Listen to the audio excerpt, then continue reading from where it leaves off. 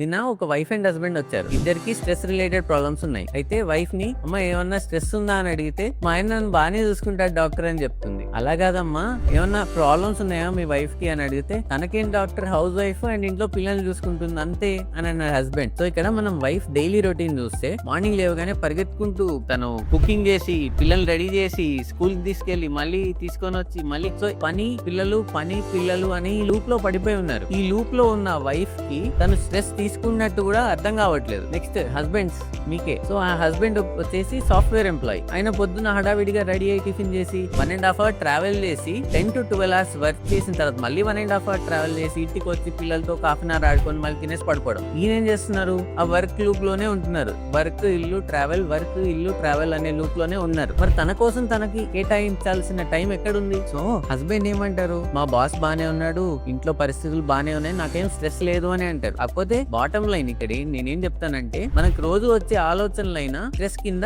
Convert అవుతాయి. Stress కింద convert అయ్యి మన తల మీద ఒక 10 కిలోల బరువు లాగా ఉంటుంది. సో ఆ తలపైన ఉన్న బరువుని మనం ఎలా తీసి పక్కన మెల్లగా పెడతాము అనేది మనం నేర్చుకోవాలి. అది ఎప్పుడు జరుగుతుంది? మన కోసం మనం ఈ 24 hours లో ఒక 1 hour మన కోసం మనం టైం ఇస్తే ఆ స్ట్రెస్ అనేది బయటకు పంపించేయచ్చు. లేదంటే ఆ తలపైన బరువు మన మీదే పడి మనం స్ట్రెస్ రిలేటెడ్ ప్రాబ్లమ్స్ కి బానిస అవుతాం. సో ఈ 1 hour టైం లో ఏం చేయాలి, ఎలా చేయొచ్చు, ఈ స్ట్రెస్ ని ఎలా తగ్గించవచ్చు అనేది నెక్స్ట్ వీడియోలో చూద్దాం. Stay healthy, stay Anand.